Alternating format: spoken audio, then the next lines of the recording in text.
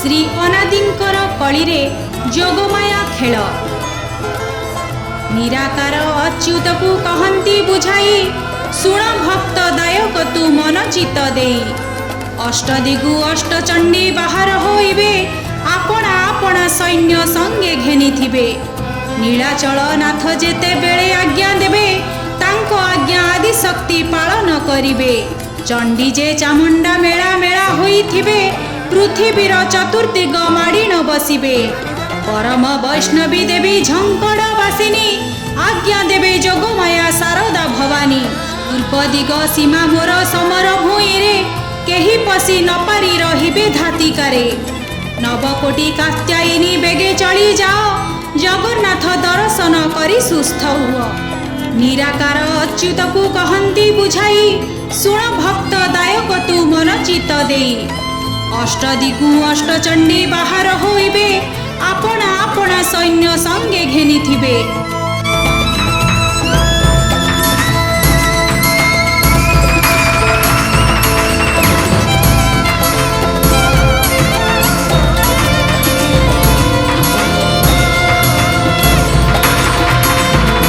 प्रभुर आज्ञा पालिन दिग को बाहुड़ सीमांत जगिन सुखे आनंद रे खेड़ एकली जुग गो देवी अत्यंत असाध्य बहुत दुष्ट लोकंक मेल जे प्रमाद जगी थिब देवी गण भक्तंक निमंते प्रभुर नाम को भजु थिबे जे भकते पश्चिम दिगु हिंगुला बाहर होइबे तांक संगे समलाई रणरंका थिबे 64 बला कात्यायिनी हेबे ठुळ जगत को क्षण करे करिबे निर्मूल देखुथिबु नयन पुराई तेते बेले अच्युत दासर सेवा रहिब निश्चले निराकार अच्युत को कहती बुझाई शुण भक्त दायक तू मन चित दे अष्टदिगु अष्टचंडी बाहर होइबे आपणा आपणा सैन्य संगे घेनी थिबे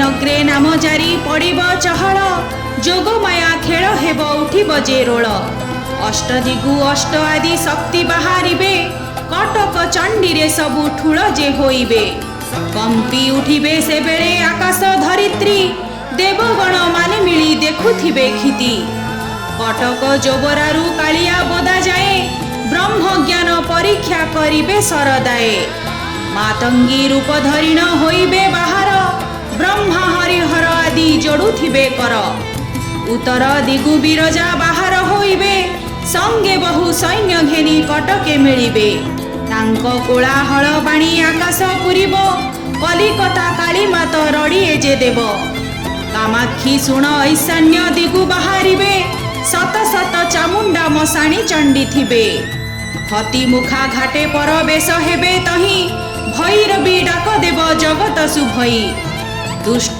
जनकर बल बपुजे भांगिब श्रीक्षेत्रु विमला जे बाहर होइब संगे रामचंडी जय चंडी भगवती भुवनेश्वरी की घेनी थिबे भगवती निराकार अच्युत को कहती बुझाई शुण भक्त दायक तू मन चित दे नग्रे नग्रे नाम जारी पड़िब चहल जोगमाया खेल हेब उठिब जे रोल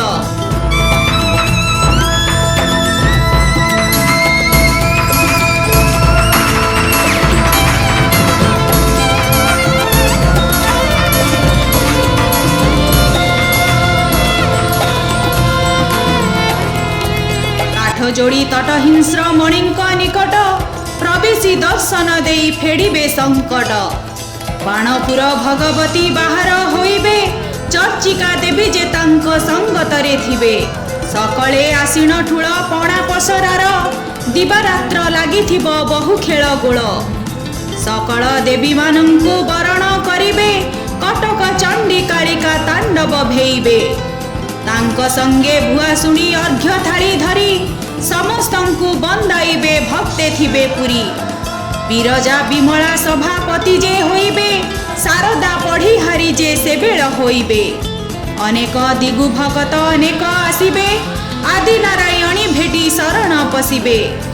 ଦିଗମ୍ବରୀ ସାଧୁମାନେ ହେବେ ଆନନ୍ଦିତ, ସେବେଳେ ଅଚ୍ୟୁତ ତୁହି ଦେଖିବୁ ସମସ୍ତ। ମାନିଚଳ ହେତୁ କରି ହୁଅ ସାବଧାନ, ଦେଖିବୁ ପ୍ରଭୁର ଲୀଳା ଦେବୁ ଶୁଦ୍ଧ ମନ। ନ ଡରିବୁ ଭକ୍ତ ତୁହି କହୁଛି ବୁଝାଇ, ନିରାକାର ଆଜ୍ଞାନ କେବେଟି ନୁହଁଇ।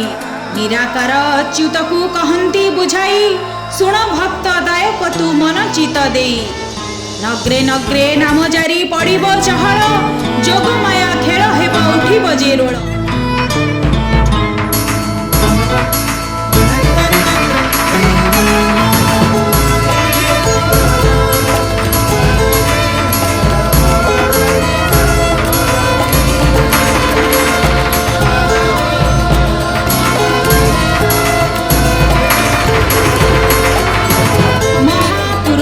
ଅଚ୍ୟୁତାନନ୍ଦଙ୍କ ଭବିଷ୍ୟ ମାଳିକା ଶ୍ରୀ ଅନାଦିଙ୍କର କଳିରେ ଯୋଗମାୟା ଖେଳ।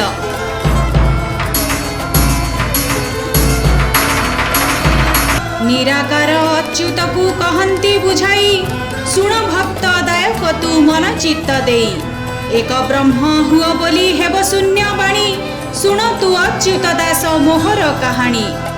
ଅଷ୍ଟକିଳା ଅଷ୍ଟଦିଗେ ପୋତା ଯେ ହୋଇବ, ଯବନ ଅଂଶ ତା ମଧ୍ୟେ ପଶି ନ ପାରିବ। ରାମଚନ୍ଦ୍ର 17 ଅଙ୍କରୁ 28 ଅଙ୍କ ଯାଏ ପୃଥିବୀ କମ୍ପିବ ହର୍ନିଶ। ଧଳା କଳା ଅଶ୍ଵେ ଚଢ଼ି ଦେବ ନାରାୟଣ, ମ୍ଲେଚ୍ଛ ସଂହାର କରିବେ ଜଗତ ଜୀବନ। ପତିତ ତାରିବା ପାଇଁ ପତିତ ପାବନ, ଏ ଲୀଳା ଲଗାଇ ହରି ହୋଇବେ ମୌନ। ନର ନାରୀ ଘେନି ସଦା ଦେଖୁଥିବେ ଲୀଳା, ରାଜାମାନେ ଶ୍ରୀଚରଣେ ହେଉଥିବେ ମେଳା। ସତ୍ୟ ତ୍ରେତୟା ଦ୍ୱାପର କଳିଯୁଗ ଭକ୍ତ, ଗୁପ୍ତେ ଯିଏ ଯେଉଁଠାରେ ଥିବେ ଉପସ୍ଥିତ। ସେବେଳେ ପ୍ରଭୁ ଚରଣେ ଆସିଣ ପଡ଼ିବେ, ସାରଳ ପରୀକ୍ଷା କରି ଭୀମ ସଙ୍ଗେ ଥିବେ। ବ୍ରହ୍ମ ଏକାକ୍ଷର ମନ୍ତ୍ର ଯନ୍ତ୍ର ବସାଇବେ, ଯେ ଜନ ବୁଝାଇ ଦେବ ଦେବୀ ଯେ ବୁଝିବେ। ଯେଉଁ ମୂର୍ଖ ମନ୍ଦମତି ନ ମାନିବ କିଛି, ଚଣ୍ଡୀ ଚାମୁଣ୍ଡା ତାହାଙ୍କୁ ଖାଇଯିବେ ବାଛି। ନିରାକାର ଅଚ୍ୟୁତକୁ କହନ୍ତି ବୁଝାଇ, ଶୁଣ ଭକ୍ତ ଦାୟକ ତୁ ମନ ଚିତ ଦେଇ। ଏକ ବ୍ରହ୍ମ ହୁଅ ବୋଲି ହେବ ଶୂନ୍ୟ ପାଣି, ଶୁଣ ତୁ ଅଚ୍ୟୁତ ଦାସ ମୋହର କାହାଣୀ। ଅଷ୍ଟକିଳା ଅଷ୍ଟଦିଗେ ପୋତା ଯେ ହୋଇବ, ଯବନ ଅଂଶ ତା ମଧ୍ୟେ ପଶି ନ ପାରିବ।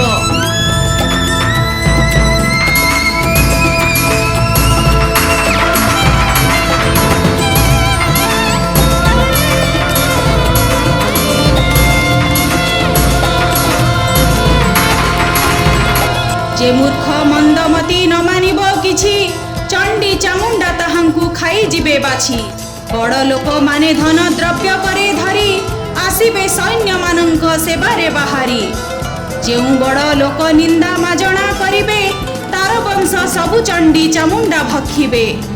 ହାହାକାର ଶବ୍ଦମାନ ଅଦ୍ଭୁତ ଉଠି, ଦମ୍ଭ ଦର୍ପ ବଳରାମ ପକାଇବେ କାଟି। ଯେବେ ସେ ବଳାତ୍କାରରେ ପଶିବ ଗହଳେ, ପ୍ରାଣହାରି ପଳାଇଲେ ଦେଖିବେ ସକଳେ। ଅତି ଆଶ୍ଚର୍ଯ୍ୟ ଏ ଖେଳ ପ୍ରଭୁ ଲଗାଇବେ, ଅଚ୍ୟୁତ ଦାସର ମନୁ ଭୟ ଉପେକ୍ଷବେ। ଯେଉଁଦିନେ ଜଗନ୍ନାଥ ଥୟଟି କରିବେ, ଜଗତ ଜନମାନେ ଯେ ଆନନ୍ଦେ ରହିବେ। ଭରସା କରିଛି ପାଦ ପଦ୍ମେ ଚିତ ଦେଇ, ଅଚ୍ୟୁତ ଦାସ କହଇ ନିରାକାର ଧ୍ୟାଇ। ନିରାକାର ଅଚ୍ୟୁତକୁ କହନ୍ତି ବୁଝାଇ, ଶୁଣ ଭକ୍ତ ଦାୟକ ତୁ ମନ ଚିତ ଦେଇ।